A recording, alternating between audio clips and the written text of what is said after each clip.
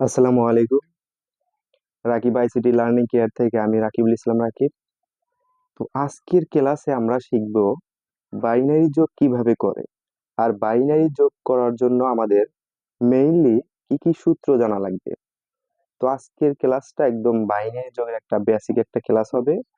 তো এই ক্লাসটা যদি তুমি দেখো তো বাইনারি যোগ করার জন্য তোমার আর কোনো প্রবলেম থাকবে না। তো ক্লাসটা শুরু করা যাক। তো দেখো তুমি যখন প্রথমেই একটা বাইনারি যোগ করবা, তো বাইনারি যোগ করার আগে তোমাকে এই সূত্রগুলো আগে জানতে হবে। তো দেখো এখানে 0 + 0 ইজ ইকুয়াল টু কি 0, আর এখানে 0 + 1 ইজ ইকুয়াল টু কি 1, আর এখানে 1 + 0 ইজ ইকুয়াল টু কি 0, আর এখানে 1 + 1 ইজ ইকুয়াল টু কি 0, আর ক্যারি থাকবে হচ্ছে এখানে 1, আর এখানে 1 + 1 + 1 তিনটা 1 যোগ করলে হবে 1, আর এখানে ক্যারি থাকবে হচ্ছে 1। তো তুমি আমাকে এখন বলতে পারো যে এই ক্যারিটা আবার কি। ক্যারি হচ্ছে যেমন আমরা তোমার 5 আর 7 যোগ করি, যেমন 5 সাথে যোগ করলে হয় হচ্ছে 12। তো 12 আমরা মেনলি কি ওই দুইটা কিন্তু নেই, আর যে একটা যে থাকে ওইটা কি আমরা মনে মনে হাতে ধরি। তো এই ক্যারি মানে হচ্ছে হাতে আছে, ক্যারি মানে কি, ক্যারি মানে হাতে আছে। তো আমরা বাইনারি যোগ করার আগে যে সূত্রগুলো, এই সূত্রগুলো তোমাকে কিন্তু মনে রাখতে হবে। তো এখন আমরা একটা বাইনারি যোগ করব। তো দেখো এখানে দুইটা ওয়ান, তো দুইটা ওয়ান যোগ করবো এখানে বাইনারি যোগে। তো দেখো আমরা সূত্রে কি বলে আছি, দুইটা ওয়ান যোগ করলে হয় কি, দুইটা ওয়ান যোগ করলে হয় হচ্ছে 0, আর ক্যারি থাকে কত, ক্যারি থাকে হচ্ছে 1। তো এখানে আমাদের দুইটা ওয়ান, তো দুইটা ওয়ান যোগ করলে এখানে আমাদের হবে 0, আর ক্যারি মানে কি, ক্যারি মানে হচ্ছে হাতে থাকা। তো এখানে আমাদের ওয়ান কি মনে মনে ওয়ান কি আমাদের হাতে আছে। তো ওয়ানের নিচে তো আর কিছু নাই, তাহলে ওয়ানটা কি হবে, ওয়ানটা ডিরেক্ট সোজা এখানে নেমে আসবে। তো দেখো এখানে আমাদের একটা বাইনারি যোগ করলাম আমরা, দুইটা এক যোগ করে হয়েছে এখানে কি 10। এখানে আর একটা যোগ দেখবো আমরা, দেখো তিনটা ওয়ান, এটাকে আমরা কি বাইনারি যোগ করব। তো দেখো আমরা সূত্রে কি পড়ে আসছি, তিনটা ওয়ান যোগ করলে হয় কত, তিনটা ওয়ান যোগ করলে হয় হচ্ছে 1, আর ক্যারি থাকে 1। তো এখানে আমাদের তিনটা ওয়ান যোগ আছে, তাহলে এখানে আমাদের হবে 1, আর ক্যারি মানে তো হাতে থাকা বোঝায়। তো এখানে মনে মনে আমাদের কি 1 হচ্ছে হাতে আছে। তো অনের নিচে তো আমার আর কিছু নাই, তাহলে অনটা কি হবে, ডিরেক্ট সোজা নেমে আসবে। তো এখানে আমরা অনটা বসাই দিলাম। তো দেখো এটা আমাদের একটা বাইনারি যোগ, এটা আমাদের একটা বাইনারি যোগ। তো তোমার কাছে এখন বিষয়টা একটু ডাউট লাগতে পারে যে এইটা আবার কেমন, মানে সব সময় শিখলাম যে 1 আর 1 যোগ করলে হয় 2, তিনটা এক যোগ করলে হয় 3, আর এইখানে দুইটা এক যোগ করে হয়েছে 10, তিনটা এক যোগ করে হয়েছে 11। তো দেখো এইটা কিন্তু আমাদের বাইনারি যোগ, এই দুটা কি, এই দুটো হচ্ছে আমাদের বাইনারি যোগ। আর আমরা যে যোগ করি যে 1 1 যোগ করলে হয় 2, তিনটা এক যোগ করলে হয় 3, যেমন এখানে 1, দুইটা এক যোগ করলে হবে মানে 2, তিনটা এক, তিনটা এক যোগ করলে হবে কি 3। এইগুলা কি, এইগুলা হচ্ছে আমাদের কি দশমিক যোগ, এইগুলা কি দশমিক যোগ। আর এটা কি বাইনারি যোগ, দুইটা কিন্তু ডিফারেন্ট ডিফারেন্ট। তুমি যখন দশমিক যোগ করবা তখন ঠিক আছে 1 1 যোগ করলে হবে 2, কিন্তু যখন তুমি বাইনারিতে যোগ করবা তখন 1 1 যোগ করলে কিন্তু 2 হবে না, তখন হবে কি 10।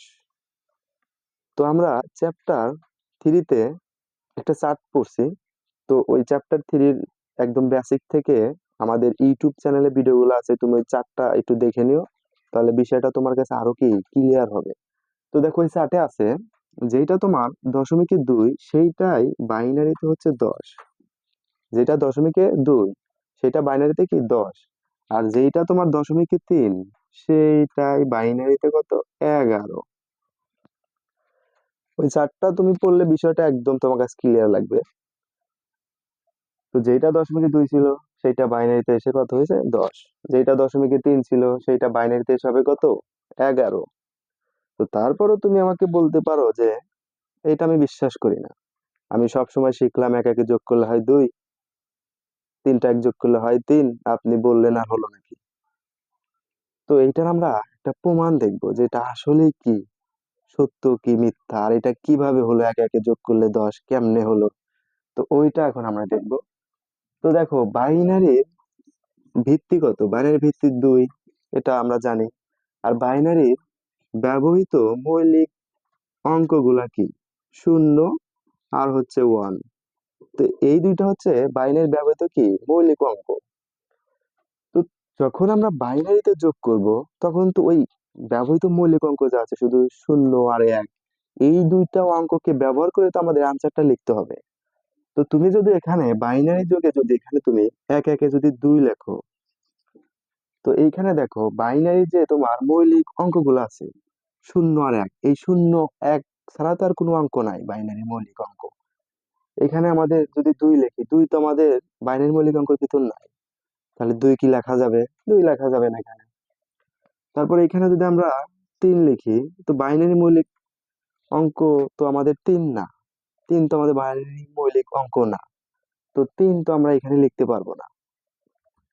তো এইটা আমরা আরো একটু ডিপ ডাউনে শিখবো, আরো ভালো করে শিখবো। তো দেখো এইটা আমরা আরেকটু ভালো করে শিখি। তো দেখো আমাদের এখানে এইখানে যে 2 হয়েছে, একে একে যোগ করে যে 2 হয়েছে, এই 2 কে আমরা বাইনারি যে ভিত্তি 2 আছে এই 2 দ্বারা ভাগ করব।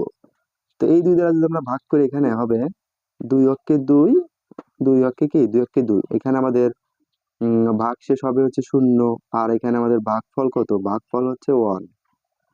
তো দেখো এখন একটু মনোযোগ দিও বিষয়টা। তো দেখো যেটা আমাদের ভাগশেষ হয়েছে, এই ভাগশেষটা এই শূন্যটাই হচ্ছে আমাদের কি এই শূন্য, এই শূন্যটাই হচ্ছে আমাদের এই শূন্য, এটাকে আমরা বলি হচ্ছে সাম। এটাকে আমরা কি বলবো, সাম। আর এইখানে যে আমাদের ভাগফলটা আছে 1, এই 1টাই হচ্ছে আমাদের এই 1, এইটা হচ্ছে আমাদের কি ক্যারি, এইটা আমাদের ক্যারি। তো দেখো এখানে আমরা এই 2 কে এই 2 দ্বারা ভাগ করছি, 2 1 2, আমাদের এখানে ভাগ শেষ হয়েছে 0, এই 0টাই হচ্ছে এই 0, এটাকে আমরা সাম বলবো। আর এই আমাদের ভাগফল যে 1 হয়েছে, এই 1টাই হচ্ছে আমাদের এই 1, এটাকে আমরা কি বলবো, ক্যারি বলবো। তো দেখো এরকম ভাবে আমরা এইটাও শিখবো 3। তো এই 3 কে আমরা বাইনারির ভিত্তি 2 দ্বারা কি কি ভাগ করব। তো দেখো এখানে 2 দ্বারা ভাগ করলে হবে, এখানে 2 কে 2, এখানে আমাদের ভাগশেষ হবে, এই যে ভাগশেষ হলো 1, আর ভাগফল কি, ভাগফলও কিন্তু 1 হয়েছে। এই জিনিসটা একটু মনোযোগ দিয়ে দেখো। তো দেখো এই ভাগ শেষটাই হচ্ছে আমাদের এই 1, ভাগ শেষটা কি, ভাগ শেষটাই হচ্ছে এই 1টা হচ্ছে আমাদের এই 1। আর এইখানে আমাদের ভাগফল যা আছে, এই ভাগফলের এই 1টা হচ্ছে আমাদের এই 1। তো এটাকে আমরা কি বলি, এটাকে বলবো সাম, আর এটাকে বলবো ক্যারি। তো এই ভাগ শেষ, ভাগশেষটা কি সাম হবে, আর ভাগফলটা কি হবে, ভাগফলটা হচ্ছে 1 হবে। তো আশা করি তোমরা এটা বুঝতে পারছো, বিষয়টা তোমাদের কাছে একদম ক্লিয়ারলি হয়েছে।